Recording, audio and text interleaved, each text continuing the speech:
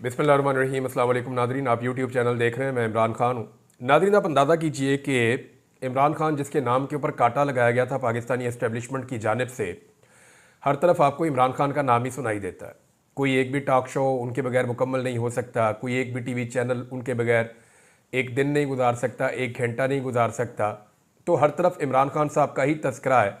कहीं पे अपोजिशन बात करे, हुकूमत बात करे, पाकिस्तान से बाहर बात हो, जो लोग मिलते हैं, यानी अभी एक चीज़ रिपोर्ट हुई है, मैं ज़ाती तौर पे तो कंफर्म नहीं कर सकता, लेकिन चंद सहाफ़ियों ने यह दावा किया कि जब ये यूएई के हुक्मरान आए हैं शिकार खेलने के लिए, तो वहाँ पे भी जब हुकूमती लोगों के साथ उनकी मुलाकात हुई तो इमरान खान का तस्करा वहाँ पे भी हुआ।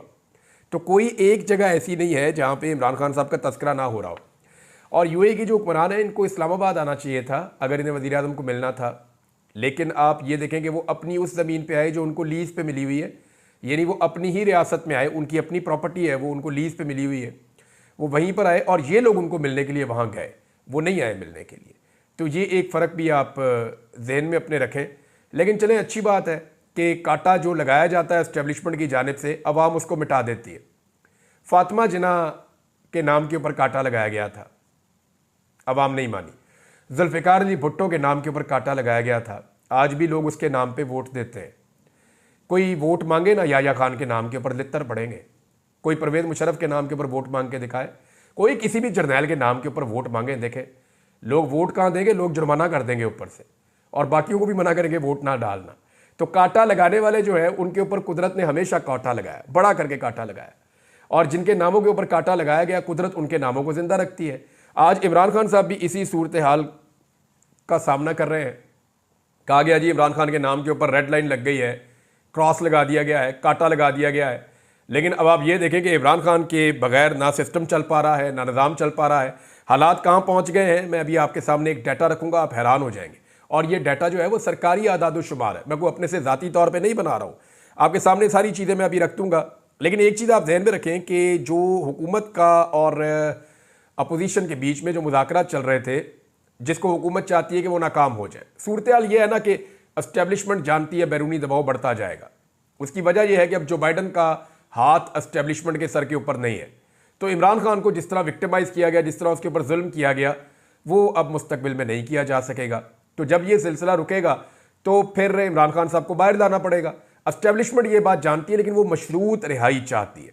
एस्टेब्लिशमेंट की भी वो शराइत है ना, उन्होंने अपनी इज्जत भी बचानी है, अपना मामला भी बचाना है, अपनी नौकरियां भी उन्होंने महफूज करनी है।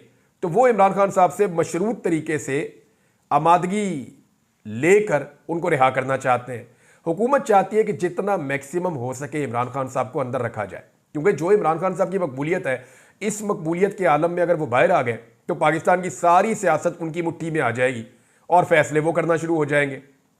अब इमरान खान साहब को अगर आप देखें तो वो शराइत मानने पर तैयार नहीं है, वो जेल में मजीद टाइम गुजारने पर भी आमादा है। अब हुकूमत मुज़ाकरात को नाकाम करने के लिए जो कमेटी है, जो मुज़ाकराती कमेटी पाकिस्तान तहरीक इंसाफ की जानिब से है, उनकी मुलाकात इमरान खान साहब से नहीं करवा रहे। हालांकि कमेटी ने मुतालबा किया बड़ा क्लियरली कि आप अब हमारी मुलाकात करवाएं ज़रा आज़ादाना माहौल में, जहाँ पे इदारों की निगरानी ना हो, जहाँ पे ऑडियो वीडियो रिकॉर्डिंग ना की जा रही हो, ताकि खुलकर अपने लीडर के साथ हम डिस्कशन करें, उन्हें बताएं जनाब कि क्या सूरत हाल है, और इमरान खान साहब के साथ खुल के हम बात करें, वो खुल के हमारे साथ बात करें, तो किसी नतीजे पर पहुँचने की कोशिश करें। और मुज़ाकरात से ही मसले का हल निकलता है, जंगों के बाद भी मुज़ाकरात ही होते हैं अल्टीमेटली। अब यहाँ पे जो आमिर मुगल साहब हैं, उन्होंने कुछ हकायक सामने रखे हैं, वैसे भी ये हकायक लिखे हुए हैं। कमेटी की जो आपस में दो कमेटियों की मीटिंग हुई थी, हुकूमती और अपोजिशन की, जो आपस में मुज़ाकराती कमेटियाँ बैठी थी, तो जो एलामिया आया था उसके बारे में मैं आपको बता रहा हूँ, तहरीरी तौर पर वो मौजूद है। और उसमें 2 जनवरी का जो मुश्तरका एलामिया था, उसको अगर आप गौर से पढ़ें तो 5 पैराग्राफ में 4 मरतबा इमरान खान से मुलाकात और इनकी हदायत की रोशनी में आगे बढ़ने का जिक्र है। यानी 4 मरतबा इमरान खान साहब का नाम लेकर कहा गया कि उनसे मुलाकात भी होगी और उनकी हदायत में आगे बढ़ा जाएगा। लेकिन हुकूमती कमेटी की बेबसी आप यहाँ से अंदाज़ा लगा लें कि अभी तक पाकिस्तान तहरीक इंसाफ मुज़ाकराती कमेटी की इमरान खान से मुलाकात का एहतमाम नहीं किया जा सका। हुकूमती लोग कह रहे हैं जी इमरान खान साहब की मुलाकात होनी चाहिए, लेकिन आपको पता ना फैसले तो कहीं और होने हैं, और फैसले जो है वो जो कमेटी बनाई हुई है उनके ऊपर भी तो नवाज शरीफ है, उनके ऊपर भी तो मरियम नवाज और शहबाज शरीफ है। तो वो इस बात को जानते हैं कि अगर हमने इन मुज़ाकरात की कामयाबी की तरफ बढ़ना शुरू कर दिया तो हमें अपनी हुकूमत से हाथ धोना पड़ जाएगा। और इसके बाद उन्हें हुकूमत नहीं मिलनी, चाहे वो जाली फार्म 47 भी ले ले, लोग इसका भी हल निकाल देंगे। तो अब के तो लोगों को इन्होंने धोखा दे दिया है, लेकिन हर मरतबा ये हो नहीं पाएगा और ये हुकूमत भी पूरा टाइम करती हुई दिखाई नहीं दे रही। तो इस पे असद कैसर साहब ने स्टेटमेंट दिया कि अगर मुलाकात आपने नहीं करवानी तो फिर आप मुज़ाकरात को भूल जाएं, फिर मामला किसी और तरफ जाएगा। पाकिस्तान तहरीक-ए-इंसाफ वैसी एक अवामी तहरीक चलाना चाहती है और वो ये टेस्ट करना चाहती है कि जो बाइडन के जाने के बाद भी पाकिस्तान की एस्टेब्लिशमेंट उसी तरह से जुल्म, बर्बरियत और जबर को जारी रखती है, या डोनाल्ड ट्रंप की इंतजामिया इनके सर के ऊपर हाथ नहीं रखेगी और ये वो सारा कुछ नहीं कर पाएंगे जो इससे पहले इन्होंने किया। देखिए, अगर जुल्म, जबर और फस्तायत ये यहाँ पे जारी रखते हैं और जो बाइडन की तरह डोनाल्ड ट्रंप इनके सर पे हाथ नहीं रखता, तो 2-3 चीज़ें हो जाएंगी फौरी तौर पे। एक तो जो GSP प्लस का जो स्टेटस है वो आपका कॉम्प्रोमाइज़ हो जाएगा। दूसरा, अमेरिका के साथ आपकी ट्रेड, आपके ऊपर कुछ पाबंदियां लग सकती हैं, वो कॉम्प्रोमाइज़ हो जाएगा। IMF की जानिब से आपके ऊपर दबाव बहुत ज़्यादा बढ़ जाएगा। तो ये चीज़ें पाकिस्तान की हुकूमत या एस्टेब्लिशमेंट इनको बर्दाश्त नहीं कर सकती। हुकूमत के तो चलो दिमाग में ये बात होती है ना कि कुछ भी करके हम रेड़ा लगा लें, कुछ भी करके हम घसीट लें इस सिस्टम को, हम आगे बढ़ जाएं। और जो एस्टेब्लिशमेंट है उसको इस बात का आइडिया होता है कि भाई इन्होंने तो सियासत करनी है और इनके ऊपर तो केसेस बने हुए हैं। मुल्क कैसे चलेगा अगर IMF काम नहीं करेगा और मगरबी ममालिक को आप पूरी तरह नाराज कर लेंगे, तो आपकी एक्सपोर्ट्स भी बहुत बुरी तरह मुतासर हो जाएंगी। अब इसमें एक बड़ा हौसला अफजा स्टेटमेंट है जो उमर अयूब साहब ने दिया और उन्होंने बड़ा क्लियरली कहा कि इमरान खान साहब ने जो ज़ाती तौर पे उनके ऊपर जुल्म और जबर किया गया है, उस हवाले से इमरान खान साहब ने ऐलान किया है कि मैंने पाकिस्तान की खातिर सबको माफ़ कर दिया। ये उमर अयूब साहब ने एक बड़ा दावा किया, लेकिन साथ ही साथ उन्होंने मुतालबा किया है कि इमरान खान साहब से जो हमारी मुलाकात है वो करवाई जाए और वो आज़ादाना माहौल में करवाई जाए। वहाँ पे जो इदारे हैं वो मौजूद नहीं होने चाहिए, उनकी गैर मौजूदगी में ये मुलाकात हमारी करवाई जाए। अब इमरान खान साहब की जानिब से आम माफ़ी का जो ऐलान है वो उनके ज़ाती मामलात के हवाले से है, जैसे उनके ऊपर कीचड़ उछाला गया, उनके ऊपर झूठे मुकदमात बनाए गए, जेल के अंदर उनको सताया गया, उन्हें तंग किया गया, उन्हें एक छोटे से सेल के अंदर बंद कर दिया गया, बाहर आने से मना कर दिया गया, कभी लाइट बंद कर दी गई, कभी सर्दी के अंदर उनको छोड़ दिया गया। अभी भी जो उनकी बहन है उन्होंने 3 बड़ी शिकायतें की हैं।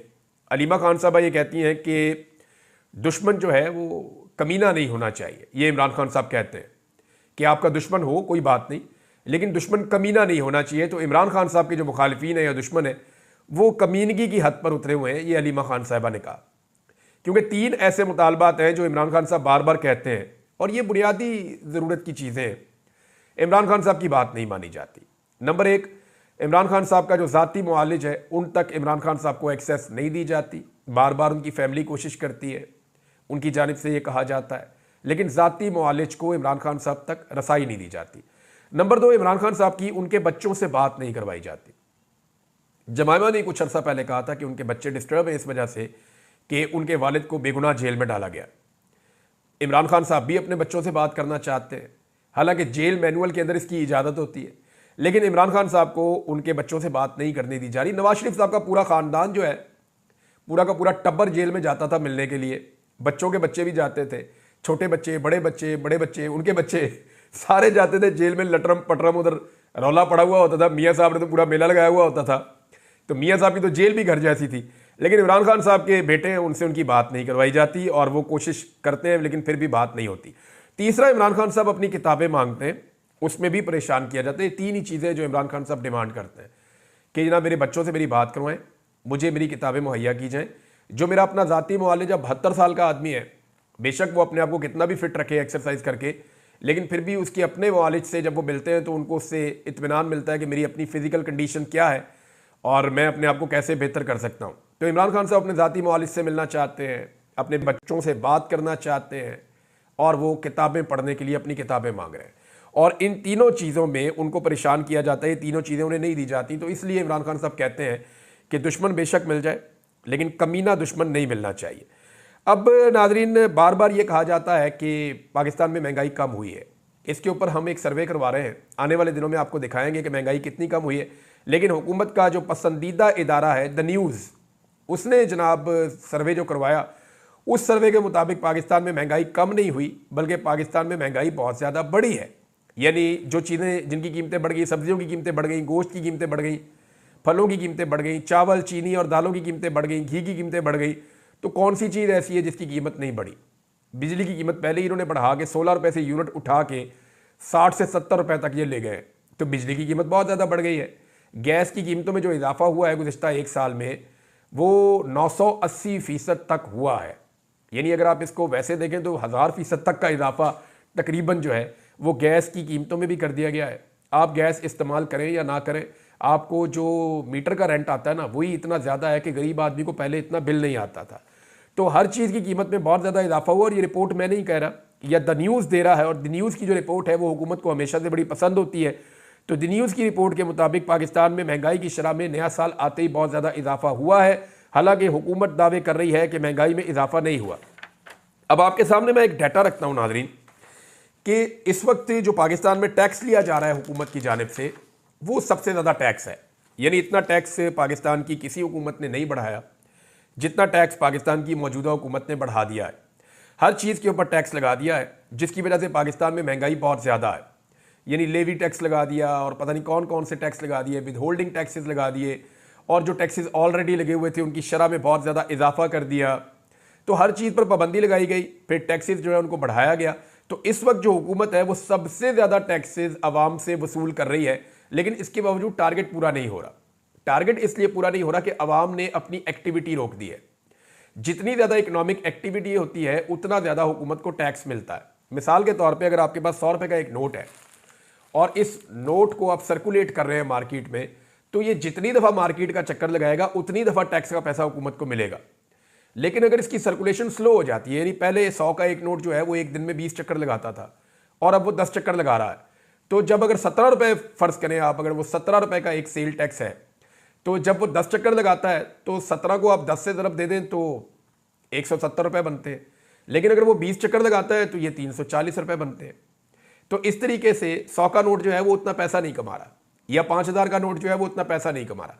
पाकिस्तान में इकोनॉमिक एक्टिविटी बहुत ज़्यादा डाउन हुई है, और उसकी वजह से ये वजह ये है कि लोग अब एतबार ही नहीं करते, लोग पैसा निकालते ही नहीं है, लोग पाकिस्तान में पैसा लगाने नहीं चाहते। तो टैक्स ये सबसे ज़्यादा ले रहे हैं, महंगाई इन्होंने सबसे ज़्यादा कर दी है। द न्यूज़ की रिपोर्ट भी आपको ये बता रही है, और पाकिस्तान की तारीख का सबसे ज़्यादा कर्जा भी यही ले रहे हैं।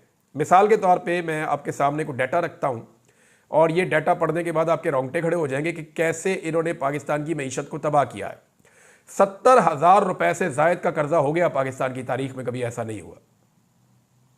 यानी पाकिस्तान की जो पूरी 77 साल तारीख है उसके अंदर जो कर्जा लिया गया वो इतना कर्जा नहीं था जितना कर्जा अब ले लिया गया गुज़िश्ता 2-2.5 साल के अंदर। यानी रफ्तार इतनी ज़्यादा है। तो ऐसे नहीं कहते शहबाज स्पीड, इसकी कर्जे लेने की स्पीड भी सबसे ज़्यादा है। यानी सबसे ज़्यादा टैक्स ले रहे हैं, सबसे ज़्यादा महंगाई कर रहे हैं, सबसे ज़्यादा कर्जा भी ले रहे हैं, सबसे ज़्यादा तरक्याती मनसूबे भी बंद किए। खैबर पख्तूनख्वा के 90 बड़े मनसूबे बंद कर दिए इन्होंने, और बहुत सारी जगहों पे बहुत सारे मनसूबे, तालीमी मनसूबे बंद किए, हेल्थ के मनसूबे बंद किए, एनर्जी के मनसूबे बंद किए, इंफ्रास्ट्रक्चर के मनसूबे बंद किए। ये वो सारे मनसूबे हैं जो इमरान खान साहब के दौर के अंदर चल रहे थे। नंबर 1 सबसे ज़्यादा टैक्स लिया, नंबर 2 सबसे ज़्यादा महंगाई की, नंबर 3 सबसे ज़्यादा कर्जा भी लिया। इतना पैसा इकट्ठा करने के बावजूद तरक्याती मनसूबे भी बंद कर दिए। तो पैसा जा कहाँ रहा है? क्या इस सवाल का कोई जवाब देगा? ज़र मुबादला के ज़खायर भी नहीं बढ़ रहे, या तो पैसा वहाँ जमा हो रहा हो कि जनाब पाकिस्तान के ज़र मुबादला के ज़खायर बहुत ज़्यादा बढ़ रहे हैं। अभी जितने इमरान खान साहब छोड़ कर गए थे आज से 2.5 साल पहले, उसके करीब भी ये नहीं पहुंचे। 3.25 साल हो गए। इमरान खान साहब जितने ज़र मुबादला के ज़खायर छोड़ के गए थे, ये हुकूमत उसके करीब भी नहीं फटकी। तो ये सारा पैसा जा कहाँ रहा है, इसका जवाब कोई नहीं दे रहा। इदारे भी ये बेच रहे हैं, पाकिस्तान के सोने और तांबे के ज़खायर भी ये ओने पोने बेच रहे हैं। तो जब इतना सारा पैसा पूरी दुनिया से ये इकट्ठा करने का कह रहे हैं, इतना सारा कर्जा इन्होंने ले लिया, तो ये कर्जा और ये पैसा ये जा कहाँ रहा है, इसके बारे में कोई इंफॉर्मेशन नहीं मिल रही। अब इसमें जो है वो अद्वियात की कीमतें गुज़िश्ता 1 साल में कुछ 200% से ज़्यादा बढ़ गई हैं पाकिस्तान में। बेरोज़गारी पाकिस्तान में बढ़ गई है, नौजवान जो है मुल्क छोड़ छोड़ कर जा रहे हैं। इवन जो इंसानी स्मगलर हैं वो इससे फ़ायदा उठा रहे हैं, पाकिस्तानी नौजवानों से पैसा लेकर वो कश्तियों में बैठा बैठा के यूरोप पहुँचाने की कोशिश कर रहे हैं। पिछले दिनों जो हादसा हुआ यूनान के करीब, उसमें आपने देखा कितने पाकिस्तानी जो है वो जाँ बहक हो गए। तो ये सिर्फ मायूसी है। नौजवान कहते हैं निकलो इस मुल्क से, जान को खतरे में डालना पड़े कोई बात नहीं, अगर जान जाती है जाए, लेकिन यहां से निकलो, क्योंकि यहां पे कोई मुस्तकबिल नहीं है। उसकी वजह यह है कि यहां हुकूमत कोई पॉलिसी नहीं दे रही, हुकूमत किसी किस्म की तरक्की नहीं कर रही, और हुकूमत सिर्फ 2 नंबरियां कर रही है, यानी टिप टॉप कपड़े पहन के मीडिया पे आके शो करते हैं जनाब पाकिस्तान बहुत अच्छा चल रहा है। तो आपके कहने से तो पाकिस्तान अच्छा नहीं चल रहा। एक शोबा ऐसा था जिसमें पाकिस्तान तरक्की कर रहा था परवेज मुशर्रफ के दौर से, और ग्रेजुअली पाकिस्तान ऊपर जा रहा था। अगर कोई हुकूमत कोई रोल प्ले ना भी करती, तब भी जो आईटी का शोबा था उसमें पाकिस्तानी नौजवान मिलकर इतनी तेजी से आगे जा रहे थे कि उसके अंदर अरबों डॉलर पाकिस्तान में आ सकते थे। अब वहां पे भी यानी इतना बड़ा नुकसान, सैकड़ों अरब का नुकसान कर दिया पाकिस्तान का इस हुकूमत ने, सिर्फ अपनी जिद पूरी करने के लिए कि जनाब हमारे ऊपर तनकीद होती है तो हम इंटरनेट ही बंद कर देंगे, हम सोशल मीडिया ही बंद कर देंगे, हम वीपीएन ही बंद कर देंगे। ये इन्होंने गंद मारा और उसके नतीजे में 1.62 अरब डॉलर्स पाकिस्तान के डूब गए। ये पैसा पाकिस्तान में आना था, लेकिन ये पैसा पाकिस्तान में नहीं आया, और पाकिस्तान में ना आने की वजह हुकूमत की गलत पॉलिसी, डेटाई, बेशर्मी और नाअहली है, नालायकी है, और ये नालायकी अभी भी जारी है। अब इस वक्त एक नई चीज़ आई है नाज़रीन मेरे सामने, मैं आपके साथ शेयर कर दूं कि आईएसपीआर को हर साल 1.6 अरब रुपया दिया जाएगा, जबकि अभी 2 अरब रुपए की ग्रांट उनकी मंजूर की जा रही है। वजह क्या है जी? जाली खबरों से लड़ना आईएसपीआर ने। ये काम तो मुफ्त होता था। आईएसपीआर के जो मेरे दोस्त हैं, जो वहां पे डीजी साहब हैं, वो जरा अपने ज़हन पे जोर दें ना, उनके आने से पहले ये काम मुफ्त नहीं होता था। क्या पाकिस्तानी दुनिया भर में जो पाकिस्तान के खिलाफ प्रोपेगेंडा होता था उसका खुद जवाब नहीं देते थे? क्या पाकिस्तानी डट कर मुकाबला नहीं करते थे पूरी दुनिया के सोशल मीडिया का या मीडिया का या वहां पे चलने वाले प्रोपेगेंडा का? तो ये अरबों रुपया तो नहीं लगाना पड़ता था आपको, ये तो पाकिस्तानी खुद खड़े होकर करते थे। लेकिन फिर क्या हुआ कि पाकिस्तानी अब ये काम नहीं कर रहे, आपको पैसा खर्च करना पड़ रहा है। आप पैसा खर्च करके देख लें, ये नहीं होगा। अगर पैसे के साथ ये होता तो बहुत पैसा था जो बाइडन के पास, जो बाइडन के पास बेशुमार पैसा था, वो अमेरिकी सदर था। लेकिन मीडिया सारा का सारा सोशल मीडिया खड़ा हो गया डोनाल्ड ट्रंप के साथ, हालांकि वहां इतना पैसा भी इन्वॉल्व नहीं था। तो सोशल मीडिया एक्चुअली वहां खड़ा होता है जहां लॉजिक होती है। लोग जिस तरफ जाना चाहते हैं उसी तरफ जाते हैं। जितना मर्जी आप पैसा लगाएं, ये हो नहीं पाएगा। आपको पाकिस्तानियों की सपोर्ट चाहिए होगी, और उसके लिए आपको पाकिस्तानियों की साइड पर आकर खड़ा होना पड़ेगा। जब से पाकिस्तान की मिलिट्री एस्टेब्लिशमेंट ने चोरों और डाकुओं का साथ दिया, जब से पाकिस्तान की मिलिट्री एस्टेब्लिशमेंट ने सियासत के अंदर मुदाखलत करते हुए एक हुकूमत को बाहर निकाल के दूसरी हुकूमत को लाकर बिठाया, हालांकि ये काम मिलिट्री एस्टेब्लिशमेंट 70 साल से कर रही है, लेकिन इस मरतबा जिस आदमी के खिलाफ ये काम किया गया वो पत्थर का बना हुआ आदमी है, वो बहुत मजबूत आदमी है, वो डट कर खड़ा हो गया, कौम उसके साथ खड़ी हो गई। इससे पहले जितने भी लोगों के साथ ये काम किया गया वो झुक जाते थे, डील कर लेते थे। लेकिन इस मरतबा मिलिट्री एस्टेब्लिशमेंट ने एक ऐसे आदमी को छेड़ दिया है जो आदमी जेल से बाहर आने की भी कुछ जल्दी नहीं कर रहा। वो बंदा कह रहा है कोई बात नहीं है, ठीक है, मैं सामना करूंगा, और हकायक पूरी कौम के सामने लेकर आ गया। अब इस वक्त पाकिस्तान की मिलिट्री एस्टेब्लिशमेंट को वो सपोर्ट पब्लिक से नहीं मिल रही जो पहले मिलती थी, तो आईएसपीआर को अब अरबों रुपया खर्च करना पड़ेगा, जो काम पहले मुफ्त में होता था। और मैं आपको एक बात बता दूं कि अरबों रुपया खर्च करके भी ये काम नहीं होगा। अल्टीमेटली पाकिस्तान के इदारों को पाकिस्तान की आवाम की बात माननी पड़ेगी, अपनी आवाम के सामने सरेंडर करना पड़ेगा, अपनी आवाम के मुताबिक अपनी पॉलिसीज बनानी पड़ेंगी, तब आवाम की सपोर्ट उनको वापस मिल जाएगी, और फिर 1 रुपया भी नहीं लगेगा, काम खुद ही होना शुरू हो जाएगा। नाज़रीन, फौजी अदालतों के हवाले से जो आईनी बेंच है वहां पे समाअत हुई है। मेरे 2 बड़े बुनियादी सवालात हैं। एक ये है कि आईनी बेंच ने ही कहा था ना कि फैसले सुना दें फौजी अदालतें, और फौजी अदालतों ने जब फैसले सुनाए तो यही कहकर सुनाए ना कि जी हमें अदालत ने इजाज़त दी है तो हम ये फैसले सुना रहे हैं। तो क्या आईनी बेंच की ये जिम्मेदारी नहीं है कि वो 2 चीज़ें करे? यानी आज हफीजुल्लाह नियाज़ी साहब ने भी कहा और बाकी लोग भी ये शिकवा कर रहे हैं कि जेल के अंदर भी वो जो कैदी जब पहुंचे हैं तो उनके साथ सलूक आम कैदियों वाला नहीं किया जा रहा, उनके ऊपर बहुत कड़ी निगरानी और बड़ी सख्ती उनके ऊपर की जा रही है। तो एक तो बड़ा ये प्रॉब्लम है, ताकि उनसे माफ़ी मंगवाई जाए, वो माफ़ी मांग नहीं रहे, रहम की अपील कर नहीं रहे। और दूसरा उन्होंने कहा जी हमें फैसलों की कॉपियां तो दें। अगर सुप्रीम कोर्ट ऑफ पाकिस्तान ने कहा आईनी बेंच ने कि जनाब आप फैसले दे दें, तो भाई फैसले दे दें, तो फैसले हैं किधर? कम से कम आईनी बेंच की ये रिस्पॉन्सिबिलिटी तो है कि फौजी अदालतों को कहें जी इनकी फैसलों की कॉपियां दें ताकि ये अपीलों के अंदर जाएं, और फिर इस बात को भी तय करें कि फौजी अदालत में सिविलियन का ट्रायल हो सकता है या नहीं हो सकता। ये वैसे होना नहीं चाहिए और ये हो भी नहीं सकता। नाज़रीन, कुछ चीज़ें मुझे आपके सामने रखनी है कि पाकिस्तान के मीडिया को बड़े शिकवे हैं पाकिस्तान तहरीक इंसाफ से या आम पाकिस्तानियों से कि आम पाकिस्तानी बदतमीज़ी करते हैं, या आम पाकिस्तानी जो हैं वो इस तरह की बातें करते हैं पाकिस्तानी मीडिया के बारे में कि उन्हें वो कहते हैं कि ये बुग़्ज़ी हैं, ये माफिया है, ये मुनाफिक हैं, ये लफाफा खोर हैं, 2 नंबर हैं, बरूपी हैं, और बहुत सारे इल्काबात से नवाजते हैं। ये इन अलकाबात से क्यों नवाजा जाता है, मैंने पूरी एक रिपोर्ट तैयार की है, मैं अगले वीलॉग में आपके सामने रखूंगा।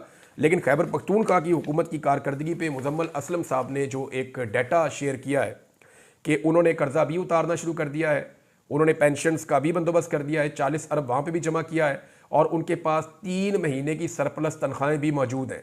कोई सूबा ऐसा नहीं कर पाया, ना वफाक ऐसा कर पाया। दहशतगर्दी के बावजूद, बुरे तरीन हालात के बावजूद खैबर पख्तूनख्वा ने बेहतर परफॉर्म किया है, तो उन्हें तो शाबाश मिलनी चाहिए। लेकिन DGISPR उनकी गवर्नेंस के ऊपर बात कर रहे थे। अब तक के लिए इतना ही। अपना ख्याल रखिएगा, अपने इस चैनल का भी। अल्लाह हाफ़िज़।